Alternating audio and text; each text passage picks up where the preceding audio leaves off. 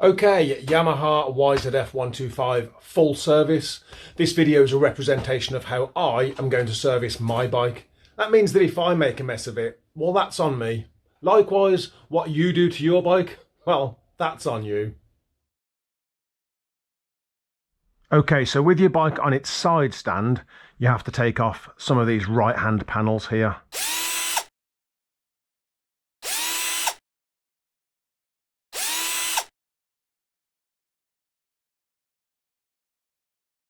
With the side panels removed and the seat removed, if you are lucky, you will have what Yamaha call a chute. It's this, and it fits over the exhaust and helps to catch the oil and drain the oil into a container rather than allow the oil to go all over the exhaust. It helps to have your engine warmed up before you drain the oil because it'll help the oil to drain. It also helps if you loosen off your oil filler. They say remove it, but I don't like the idea of just leaving a gaping hole in my engine like that. So loosen that off because that will help to vent the crankcase. Now with the chute in place, you'll need a 19mm socket and we can start draining the oil.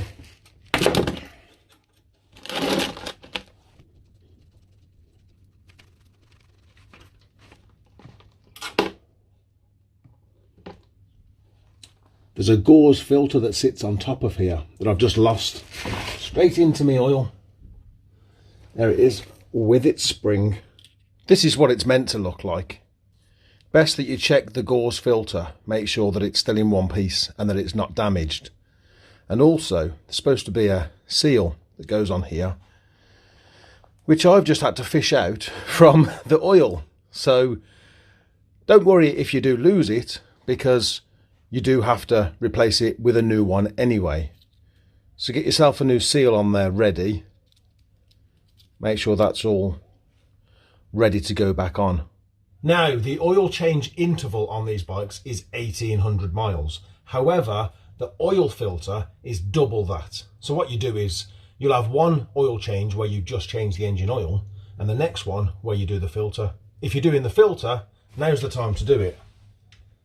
8mm socket.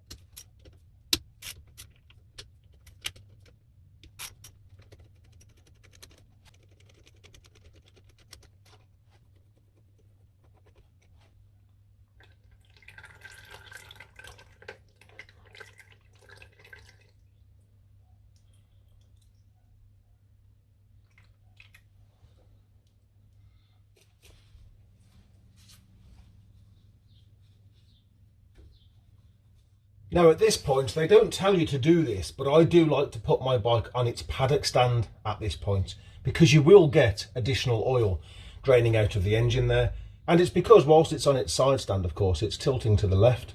So you put the bike on the paddock stand and that extra bit of oil will drain out. With your oil filter, when you're replacing it, you can only put it on one way. So don't worry, you're not going to get it the wrong way around. This seal on here also needs to be replaced.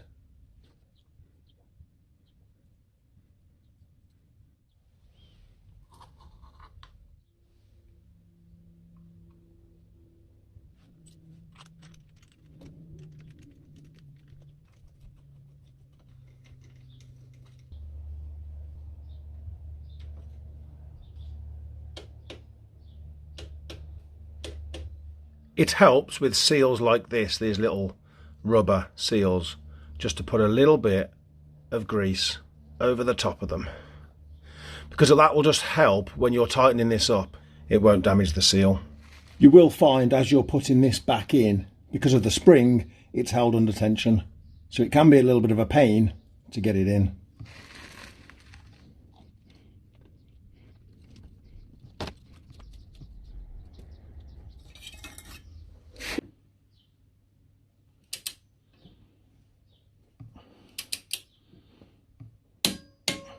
So that's the sump plug back in place, oil filter back in place, all torqued up nicely. Bike is back on his side stand, so now it's time to refuel the oil. Now, Yamaha and the service manual will say that you need 1 litre of oil. I've always found that I've needed more than a litre, maybe a litre and a quarter, maybe a litre and a half, but I've never gotten away with just 1 litre of oil.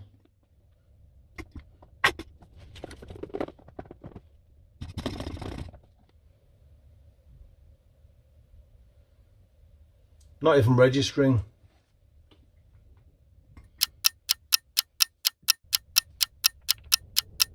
Now we're getting there.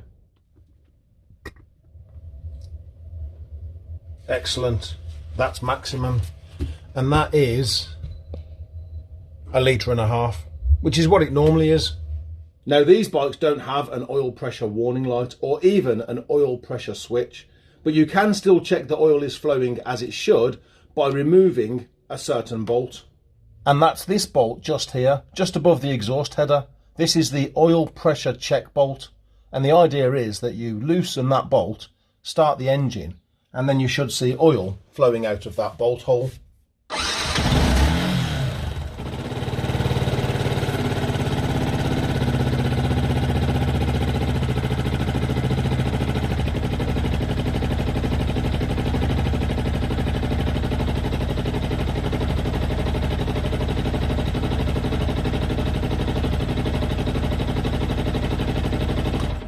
Yeah, I'd say that's flowing as it should do.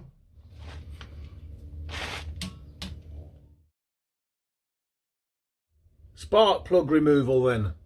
Apparently you have to remove the middle panel as well as this upper panel, which is held in by this side panel. Now, you may be able to struggle and do this without removing these panels, but it does look like it would be a struggle. So let's get these 2 panels removed.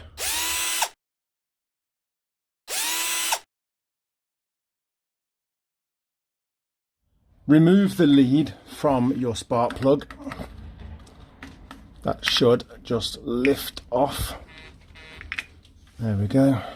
I'm just going to remove some of this dirt from the bottom of the spark plug. Not looking at getting any of this crap into my engine. Then you should get yourself a spark plug spanner or a deep socket. This one is a 16mm and it seems to fit particularly well. There is also a spark plug spanner in the toolkit that comes with the bike.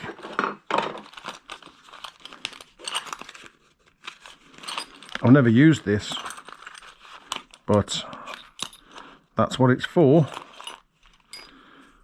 Just out of interest, let's see how well this works. Double-ended spark plug spanner as well. I'm assuming we need the smaller one. Now, I would like to use a lever on this because I'm not looking to lose any knuckles doing this job. There we go.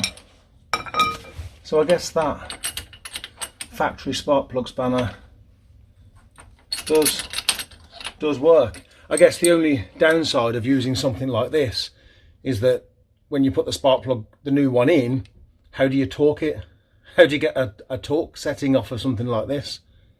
But still, it was a nice addition, Yamaha.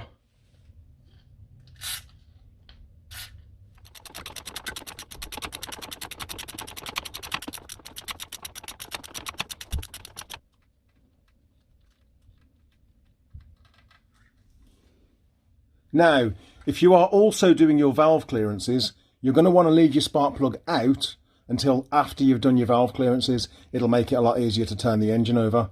Once you're ready to fit your new spark plug, 13 Newton meters is what you need. To change your air filter then, or check and adjust your valves, you have to remove the middle and upper sections of the fairing on the right hand side and all the fairing on the left hand side, and then remove the tank cover.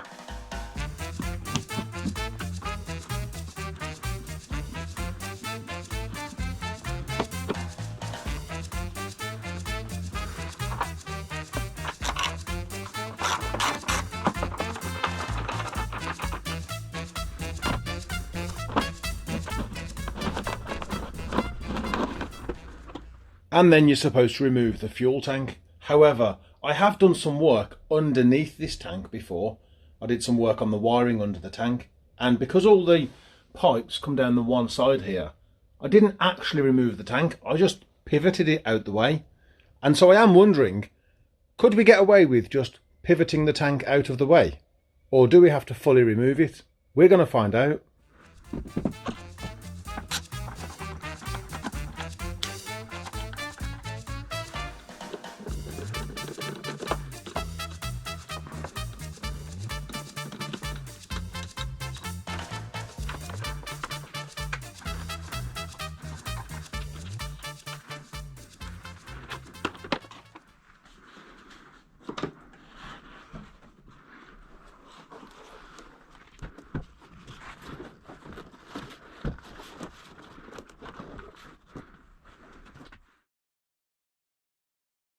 Let's get this air filter changed then.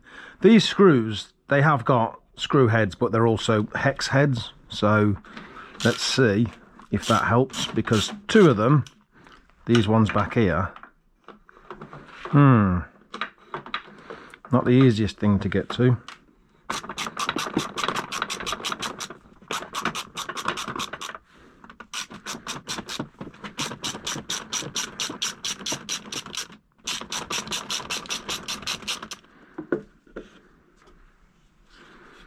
No, I think this is just push fitted in here. There we go. Now the air filter box, it's meant to have a drain in it, which I can't see. There is some oil down there. Not sure where the drain hole's meant to be. Well, that appears to be the air filter drain. I guess we're supposed to drain it from time to time.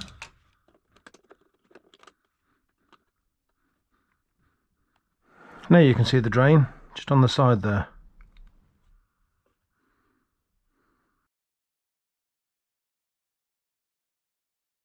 And now it's time for the good stuff.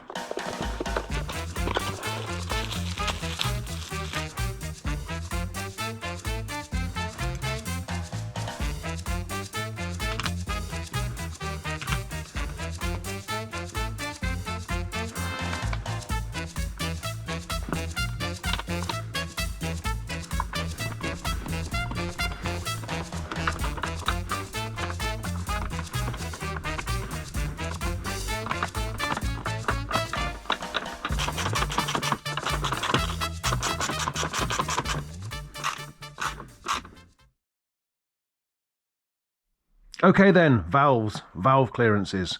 Your valve cover will look a little bit like this, that sort of shape, and it's somewhere in there. And I must admit, when I moved the fuel tank out the way, I thought, where on earth are the valves? And it's simply because Yamaha have stuck all these wires, all this cabling above your valve cover, and I kind of looked at it and thought, come on Yamaha. But then I realised, where else were they going to put them? So essentially we've got a whole host of things to disconnect to get to the valve cover.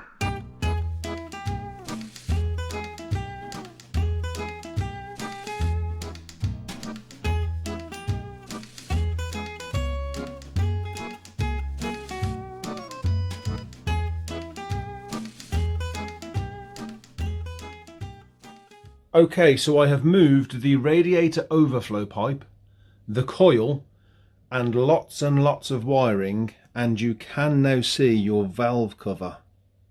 Although there's definitely a pipe, there's definitely a coolant pipe on the right hand side there that's definitely going to be in the way. 5 8mm bolts to remove the cover. The bolts at the back there, those two, plus the one in the middle, they loosened off pretty easily. And then we started having problems at the front. So that one there, the front left, I just could not get a socket in there at all. You may get a socket in there if it's incredibly small and you've got a really small wrench, but I just couldn't. So I thought to myself, I know, I will remove the radiator lower mount, that mounting bolt. That was tight. Had to be really patient with that one, got that bolt out, loosened off the top ones, and then just pivoted the radiator forward slightly to give myself a little bit of room.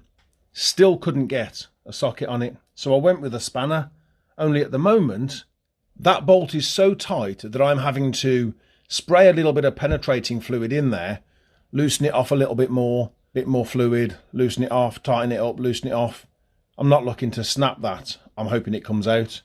And then the front right, that bolt just there, I found that you could actually get the socket in from the outside and loosen it off that way. We just have to hope that that front left one comes out. Okay, I managed to get all 5 bolts out, including that difficult one, top left, or front left rather. And the cover should come off. Yes, even though that coolant pipe's still in the way. A wire trying to get back into his natural position. There's the cover. There's a copper washer on the middle bolt. Remember that, and you should really replace it. And that's there because the seal is doing its job, but there has to be something sealing that center bolt there, which is the copper washer. Next up, you want to remove your timing inspection cap and your crankshaft end cap from your stator cover. Now, I'm sure there's some special Yamaha tool that you meant to have to do this job, which we don't have. So I'm simply going to use a washer held by a pair of mole grips and see if that does the job.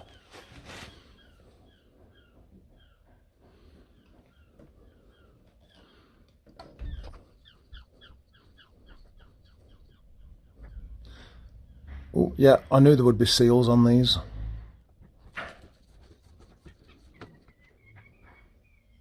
Now, to check the valve clearances, the engine must be turned so that the piston is at top dead centre. And you achieve this with a suitably sized socket, 17mm that one is, and a wrench on the crank, and you turn the engine anti-clockwise until what you're looking for here, there's a little pointer inside the timing cap there, and there's a little index line that you're looking for. So at the moment you can see the pointer, but there is no index line. So we shall turn the engine until we find that index line.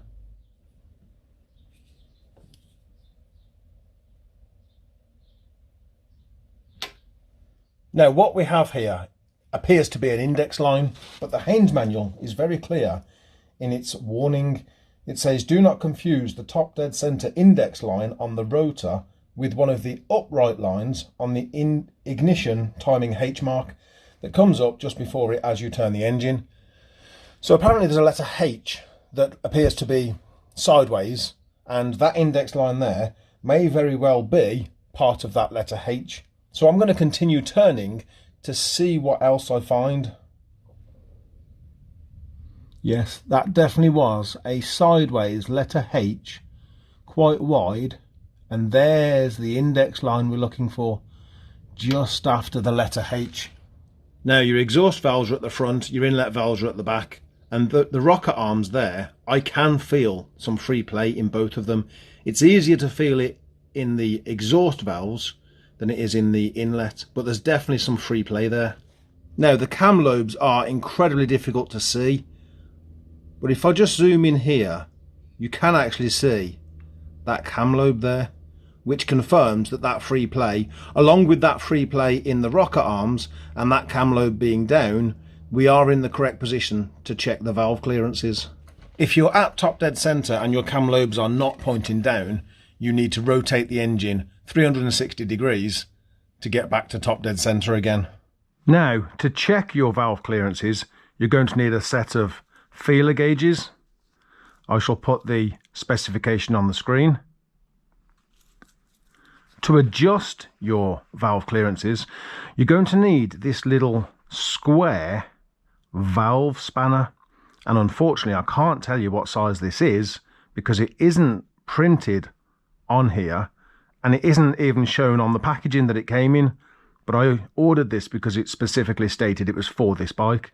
So you'll need a valve spanner and what appears to be a regular 8mm spanner.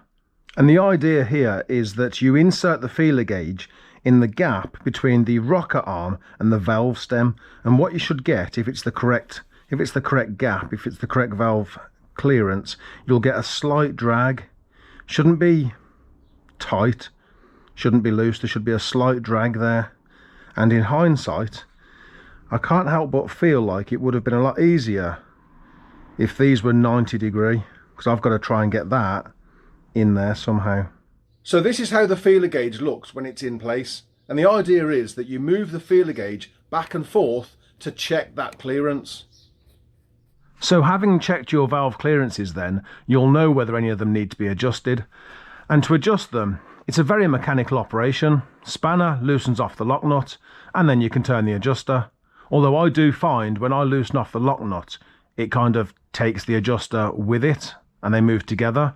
But because of all the oil in the engine, they are free to move independently of each other. So having loosened off the lock nut, I will then typically hold the adjuster and then slightly loosen off the lock nut even more. Because what you want, with the feeler gauge still in place, and you tighten down the adjuster, you want the adjuster to bottom out on the feeler gauge, not the lock nut to bottom out first. Once you've got the adjuster in place, you can then tighten up the lock nut by hand, by your fingers, and then you'll want to hold the adjuster in place with this.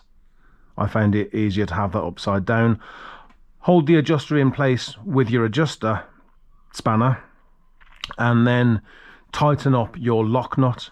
And once it's tight, recheck the valve clearance just to make sure that you haven't accidentally moved the adjuster when you were tightening up the lock nut, because that does happen, and it happens a lot. With all of your valves adjusted then, it's time for a new valve cover seal, which apparently needs covering in grease first. Personally, I think I would rather dry out the groove here, fit the grease to the groove, and then fit the seal, because you want to make sure that that seal doesn't fall off when you go to refit it. Fit the new seal, it can only go on one way, and then fit the cover back onto the engine, making sure that seal doesn't drop off. Don't forget the new copper washer on that center bolt, and tighten to 10 Newton meters if you can get in there.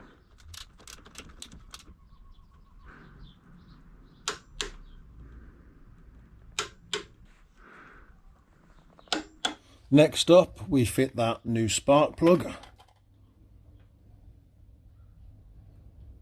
Refit the caps to the alternator cover, and then all the wiring can get reconnected, put back into place, fuel tank back on, and the fairings can be refitted.